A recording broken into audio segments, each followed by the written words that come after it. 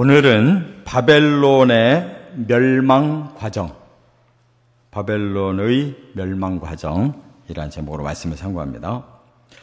이제 바벨론 심판이 오늘 이 말씀으로 끝이 납니다. 마지막 그 순간을 이제 보여주시는 거예요. 근데 우리가 읽지 않은 이 59절부터 64절 내용은 이미 제가 예레미야 50장을 시작할 때 소개를 드렸어요. 그 내용은 이제 오늘 읽은 부분까지를 하나님이 책으로 만들으라고 하셨어요. 그래서 예레미야가 이 50장, 51장 우리가 읽은 이 58절까지의 내용을 책으로 만들어서 바벨론으로 가져가라고 그랬어요. 어떻게 바벨론으로 가져가느냐? 시드기야 왕 4년이라고 그랬는데 조공을 바치러 시드기야 왕이 직접 바벨론의 느부갓네살 왕을 만나러 간 거예요. 거기에 병참감이라고 하는 이 직분을 가진 스라야라는 사람에게 예레미야가 책을 주는 겁니다. 너 왕을 모시고 조공 바치러 갈 때 이 책도 가지고 가라. 그래서 스라야라고 하는 병참감이 왕을 모신 신하가 가지고 가요. 그래서 바벨론에 가서 그걸 읽어요. 이게 상징적인 선언이죠. 하나님이 바로 그 현장 땅에 가서 하나님이 이 나라가 어떻게 멸망하는가 그 마지막 그 과정까지 다 소상히 밝혀준다는 거예요. 선포한다는 거예요. 그래서 스라야가 바벨론에 가지고 가서 읽고 하나님께서 이 책에다가 돌멩이를 묶어라. 그래서 유브라데 강에다 던져라. 그 바벨론 땅의 한 중간에 우리 한강처럼 유브라데 강이 흐르거든요. 그러니까 돌멩이를 묶어서 던지라는 거는 유브라데 강에 아예 한번 빠지면 끝장나는 거예요. 살아나지 못하는 거예요. 바로 이 말씀은 그대로 이루어져서 바벨론은 이렇게 역사에서 사라질 거다라고 말씀했는데 바로 이제 오늘이 그 마지막 내용이라 그 말이에요. 그래서 역사가 증명하고 있잖아요. 지금의 이라크 땅이 완전히 황폐해 있잖아요. 과거에는 거기가 세계 최고의 문명 발상지였고 또 이 바벨론 시대에는 세계에서 가장 발달한 제국이었어요. 그렇게 아름다운 성과 정원이 없어요. 그것이 이제 이렇게 멸망을 당해서 후대에 학자들이, 고고학자들이 그걸 다 연구하고 그 지역을 파내고 그러한 문헌들을 다 수집해 보니까 이 성경 말씀이 그대로 맞는 거예요. 그래서 오늘 이 바벨론에 대한 멸망 말씀은 단순히 과거의 바벨론 제국만을 말하는 게 아닙니다. 제가 뭐라고 그랬어요? 창세기에 나오는 문명의 시초 그리고 중간 시대의 그 바벨론 제국뿐만 아니라 이 종말의 이 지구 하나님을 배신하고 또 악한 문명을 일으킨 이 지구의 종말을 말씀한다고 그랬어요. 그래서 요한계시록 18장에 나오는 큰 성 바벨론이여 무너졌도다 하는 말씀과 이게 다 맥이 같이 되는 거예요. 앞으로도 이와 같은 현상이 이 땅에 벌어지는 것이다. 그 말이에요. 그래서 이 내용이 너무 방대하게 많아가지고 자세한 단어를 다 풀 수가 없지만 큰 흐름만 오늘은 상고합니다. 첫째, 27절부터 32절까지는 준비된 메대의 공격으로 멸망한다. 이렇게 말씀했어요. 말하자면 심판의 도구를 하나님이 다시 세우셨다는 거예요. 전에는 선민을 심판하라고 바벨론을 잠깐 심판의 도구로 쓰셨는데 오히려 그들이 하나님의 뜻을 저버리고 자기들의 욕망대로 너무 잔인하게 이렇게 선민과 온 세상을 이렇게 학대했기 때문에 이제 그들이 멸망을 당하는 것이고 그들의 멸망을 위해 하나님이 준비해 놓은 새로운 도구가 있다는 거예요. 여기서 메대라고 그랬는데 이 메대의 왕 고레스가 이 파사, 지금의 이란의 나라 파사와 연합을 합니다. 그리고 여기 다른 도시 이름들이 나오는데 아르메니아 지역, 저 헬라 지역까지 나와요. 그래서 다 연합군들을 구성한 겁니다. 그래서 바벨론이 무너지게 되는 거예요. 이와 같이 하나님께서 심판하겠다고 하시면 어떤 나라와 어떤 민족을 사용하시든지 그 악은 제거하신다는 거예요. 그래서 여기 27절에 그 연합군이 어떤 모습이냐면 극성스러운 메뚜기들과 같다 그랬어요. 이 메뚜기가 한 마리 한 마리는 약한데 모여버리면 남아나는 게 없어요. 모든 그 식물들을 다 그냥 갉아먹어가지고 완전히 폐허를 만들듯이 바벨론을 치는 연합군은 그렇게 강할 것이다. 대표의 나라지 메대라고 그랬어요. 그때는 메대가 주도권을 갖고 파사 나라와 연합을 했는데 나중에 이 고레스가 메대 파사를 다 연합한 왕이 돼요. 그래서 페르시아라는 제국이 생긴 겁니다. 그리고 메대 왕들과 모든 땅을 준비시켜 놓았다라고 28절에 말씀했어요. 그러니까 그 각 나라들이 어떻게 한 나라를 치기 위해서 이렇게 연합을 할 수가 있고 그게 준비될 수가 있겠어요. 그러니까 하나님이 바벨론을 멸망시키기로 작정을 하셔서 그렇게 다른 많은 민족과 나라들의 마음을 하나 되게 하셨다는 거예요. 또 바벨론은 기력이 쇠해졌다 그랬어요. 말하자면 너무 이들은 자기들의 그 권세를 남용을 하는 바람에 나중에는 타락을 해서 그냥 먹고 마시고 즐기고 이렇게 아주 나라가 부패해졌어요. 이 다니엘서에 나오죠. 마지막 왕 벨사살도 연회를 즐기는데 하나님의 성전에서 가져온 그 신령한 그릇을 가지고 술잔을 따라 마시고 즐겼다고 그러잖아요. 그렇게 타락해 있었단 말이에요. 그러다 보니까 31절에 성읍 사방이 함락됐다. 포위가 됐습니다. 포위가 됐는데도 그걸 모르고 술잔을 기울이고 축제를 하고 있었던 사람들이에요. 그리고 군사는 겁에 질렸다. 이들은 싸울 태세가 전혀 안 돼 있는 자들이었다는 거예요.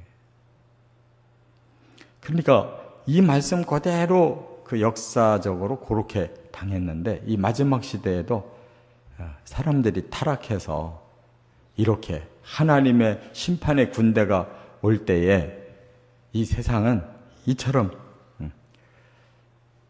그 기력이 쇠해지고 또한 군사는 겁에 질리고 사방이 한꺼번에 함락되어지는 이 지구의 멸망을 예고하고 있는 거예요. 하나님의 군대를 어떻게 이기겠습니까? 그래서 이 세상의 이 문명은 한순간에 함락되는 거예요. 요한계시록 18장을 읽어보시면 너무너무 황당하게 이 큰 성 바벨론이 무너졌기 때문에 모두가 그냥 입을 벌리고 말을 못한 그런 내용을 쭉 기록하잖아요. 그렇게 이 세계의 문명이 황당하게 사라지는 거예요. 여러분, 왜 핵을 지금 우리가 무서워하는 줄 아세요? 그런 현상이 그대로 일어나기 때문에 그래요. 그 핵을 이용해서 이런 생산을 하고 있는 이 원자력이 한번 고장나니까 체르노빌이라든지 일본의 그 원자력 고장나서 터진 데가 어떻게 됐나 보세요. 수십 킬로에 걸쳐서 사람이 못 들어가요. 그런데 이 수만 기를 만들어 놓은 이 핵이 마지막에 사람들의 그 조잡한 마음으로 이걸 건드려 놓으면 어떻게 되겠어요? 두 번째, 이제 영적으로 33절부터 40절에 보면 선민의 고발로 멸망한다 이렇게 말씀하고 있어요. 이 멸망은 단순한 그들의 타락과 죄로만 끝나는 게 아니다. 이것은 바로 선민, 하나님의 백성의 해방을 말하는 것이라는 거예요. 그래서 바벨론은 때가 이른 타작마당이다. 곧 추수가 시작된다. 타작마당은 익은 자는 걷어들이고 또 쭉정이는 여지없이 불에 태우잖아요. 바로 하나님께서 선민을 구원하기 위해서 그 악한 자들을 타작마당에서 쭉정이들을 발라내는 그러한 불태움이라는 거예요. 여기 34절에 그래서 시온이 고발을 한다. 하나님이 그 송사를 받아들인다. 이렇게 해서 이걸 지금 이 재판 과정으로 말씀하는 거예요. 시온이 바벨론을 고발한 거예요. 저들이 우리에게 이렇게 악하게 했습니다. 그걸 하나님이 그래 재판장으로서 너의 그 송사가 맞아. 내가 받아들이고 그렇게 집행할 거야 라고 말씀하신다는 거예요. 그래서 여기 34절에 그 바벨론이 우리를 먹었고 빈 그릇을 만들었고 큰 뱀같이 삼켰고 그들이 배를 채우더니 우리를 쫓아냈습니다. 이렇게 말씀하고 있어요. 이와 같이 이 악은 선을 항상 괴롭히고 불의는 의를 항상 꺾고 또 부정함은 거룩을 항상 더럽힌다는 거예요. 바로 그 기준이 이 세상이 다 무너졌는데 마지막에 하나님이 다시 그 의와 선과 거룩을 세워주기 위해서 세상을 심판하는 거예요. 깨달으시기 바랍니다. 그렇기 때문에 하나님은 공의로우신 하나님. 반드시 의로운 자 그날에 그들의 그 소원을 들어주시고 그 악을 처벌하신다. 39절에 그 모습이 나와요. 그들은 연회에 취해서 그 취함이 영원히 잠들 것이다 그랬어요. 벨사살 왕이 그렇게 그날 밤에 멸망을 당해 연회에 취했다가 40절에는 도살장에 끌려가는 것 같이 그들은 끝장날 거다. 도살장에 끌려가는 각종 짐승들이 꼼짝도 못하면서 죽음을 향해 끌려가는 그 눈빛이 어떻겠어요? 그들의 운명, 바벨론이 그렇게 강하고 대단했던 자들이었으나 그 마지막은 그렇게 꼼짝없이 그들은 멸망을 향해 간다. 그러니까 이 세상이 뭐 언제까지나 이렇게 승승장구할 것 같고 막 이 세상이 발전하고 뭐 사람들 마음대로 이 세상을 주무를 것 같아도 이 세상의 멸망의 순간은 이처럼 엉뚱한 데 취해가지고 그들은 도수장에 끌려가는 짐승들의 모습처럼 그렇게 처참하게 끝이 난다는 거예요. 끝으로 세 번째는 41절부터 58절까지 보면 하나님이 원수에게 보복하심으로 멸망한다. 이 바벨론의 심판은 원수를 심판하는 것이다. 원수를 보복하는 것이다. 이렇게 말씀했어요. 그러니까 이 세상이 하나님의 것인데 원수에게 속아가지고 그 원수가 이 세상을 다 대신 사로잡고 모든 불의와 모든 악과 모든 부정을 다 저질러 놓은 그 땅에 그 원수를 잡는 것이다. 그 말이에요. 그러니까 인류가 바로 그 원수 사탄에게 속아서 이렇게 온 세상을 어지럽혀 놓고 있는데 거기에 다수의 사람들이 다 지금 속아서 거기에 동참해 있잖아요. 하나님을 경외하고 의롭고 선하고 거룩하게 살려고 하는 자는 소수예요. 그러나 이 땅의 주인이신 하나님이 그날에는 왕이 되신대요. 그래서 57절에 보면 여호와라고 하는 왕이 최후의 승리를 거두신다. 이렇게 말씀하고 있어요. 그리고 그 배후에 누가 도사리고 있었느냐. 벨이라고 하는 이 우상이 도사리고 있어요. 여기 44절에 보면 벨을 벌하고 삼킨 것을 토하게 하리라. 이 벨이 뭐냐면 그들의 우상의 최고 우상이에요. 그는 지금 사탄을 상징하는 거예요. 너희 바벨론을 이렇게 망하게 만든 거 바로 그 신이다. 내가 그를 벌할 것이다. 그가 삼킨 거 다 토해내게 할 것이다. 이렇게 말씀했어요. 또 47절에도 똑같이 말씀했어요. 바벨론의 우상들을 벌하시리라. 그 배경이 더 중요한 거잖아요. 우리를 죄짓게 한 배경. 그러나 반대로 선민에게는 뭐라고 말씀했어요? 45절에 보니까 너희는 나와서 진노를 피해라. 바벨론에서 나오라는 거예요. 너희는 나와라. 그 멸망의 땅에 있지 말고 너희는 나와라. 이 진노를 너희는 피해라. 46절에는 소문 때문에 떨지 마라. 사람들은요, 의로운 것이 뭔가를 알면서도 불의한 집단에 속해가지고 못 빠져나와요. 거기에서 나오면 죽는 줄 알아요. 같이 섞여 있어야지 산다고 생각해. 우리 성도들은 따로 서야 돼요. 이 마지막에 아무리 그들이 다수고 그들이 이 세상을 끝까지 끌고 갈 것 같아도 의로운 자들은 거기서 나와야 되는 거예요. 그런 소문, 그 겁주는 거에 떨고 그대로 머물러 있으면 같이 망하는 거예요. 또 50절에 보면 여호와를 생각하고 예루살렘을 마음에 두라. 우리 성도들은 하나님만 생각하고 살아야 되고 하나님 우리에게 마련해 놓으신 새 예루살렘에 마음을 두고 살아야 되는 거예요. 이 바벨론 땅이 아니라고요. 꼭 깨달으시 바랍니다. 이것이 하나님의 심판 원리고 마지막 바벨론의 멸망의 모습이에요.